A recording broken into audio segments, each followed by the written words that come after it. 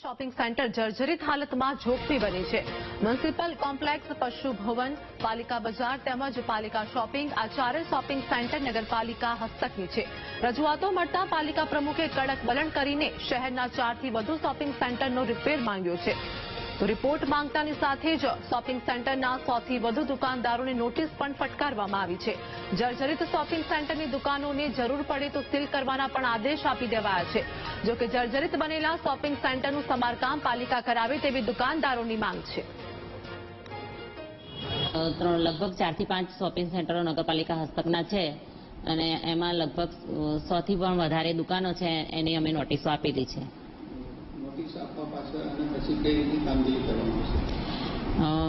Notice આપી છે એટલે એ લોકો જો કામગીરી કરાવી દે તો કંઈ વાંધો નથી, પણ જો વધારે ડેમેજ હોય અને ન કરાવે તો એને સીલ પણ મારવાની સૂચના આપી છે।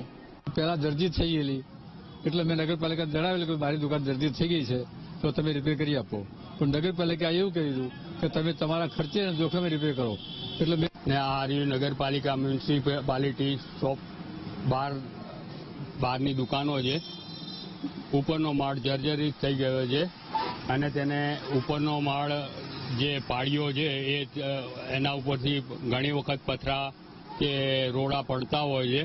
પાટણ શહેરમાં પાલિકા હસ્તકના જે પણ શોપિંગ સેન્ટરો છે, પ્રી મોન્સૂન અંતર્ગત પાલિકા દ્વારા કડક વલણ અપનાવવામાં આવ્યું છે। દ્રશ્યો બતાવવા માંગીશ કે જ્યાં પાટણ શહેરના જે દ્રશ્યો છે, પાટણ શહેરમાં પાલિકા હસ્તકના પાટણ શહેરમાં બગવાડા વિસ્તાર, પાલિકા બજાર તેમજ રાજમહેલ રોડ ઉપર જે આવેલા પાલિકા હસ્તકના કોમ્પ્લેક્સો છે, આપ દ્રશ્યો જોઈ શકો છો કે જર્જરિત હાલતમાં છે અને આગામી સમયમાં જે રીતે ચોમાસું માથે છે ને માજો આજે જર્જરિત ઇમારતોના કારણે કોઈ પણ વ્યક્તિને અથવા વેપારીને કોઈ પણ જાતનું નુકસાન થાય છે તો પાલિકા દ્વારા અત્યારે તમામ જે કર્મચારીઓ છે પાલિકાના જે વોર્ડ ઇન્સ્પેક્ટરો છે તેઓની સાથે એક મિટિંગ કરીને મિટિંગની અંદર કડક સૂચના આપી છે કે જેટલા પણ આપણા પાલિકા હસ્તકના જે શોપિંગો છે તેને તાત્કાલિક સર્વે કરવામાં આવે ને સર્વે કરીને પાલિકાની અંદર એક રિપોર્ટ તૈયાર કરવામાં આવે ને જો પણ કોઈ પણ જાતની તેની અંદર કચાશ રહી જશે ને જો કોઈ પણ જાતનું કોઈ પણ નુકસાન થશે તો તેની સંપૂર્ણ જવાબદારી જે તે સભ્યની રહેશે ને તેઓને તાત્કાલિક જે પોતાનો કાર્યકાળ છે તેની અંદરથી છૂટા કરવામાં આવશે। એટલે કહી શકાય કે પાટણ શહેરમાં જે હવે ચોમાસું માથે છે ને જે જર્જરિત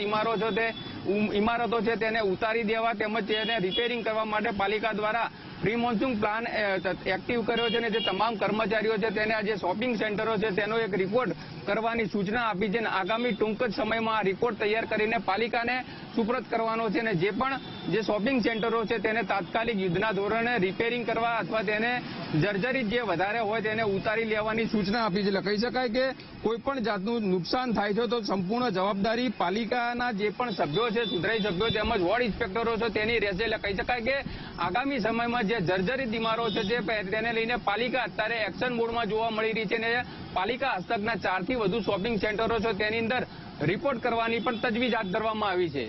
ભરત પ્રજાપતિ, VTV ન્યૂઝ, પાટણ।